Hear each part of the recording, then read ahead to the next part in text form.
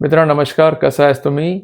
जर cyber fraud मामला तुम्हाला नाव आहे आणि अँटिसिपेटरी बेल तुम्हाला रिक्वायरमेंट आहे, आपण काही करू शकत?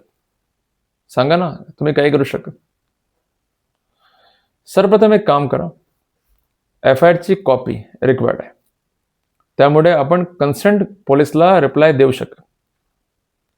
आपण हा स्पष्ट करू शकत की माझ्याशी रोल प्रकरणात नाही, माझ्याशी इम्प्लिकेशन खोटल्यास आहे.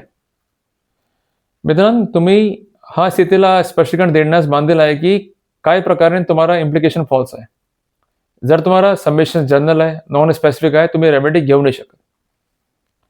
मित्रांनो, मामला तुम्ही स्पष्ट करण्यास बांधील आहे की प्रकरणात खोटल्यास आहे आणि कस्टोडियल इंटरोगेशनमध्ये तुम्हाला रिक्वायरमेंट नाही आणि तुम्ही कन्सर्न इन्व्हेस्टिगेशनला जॉईन केले.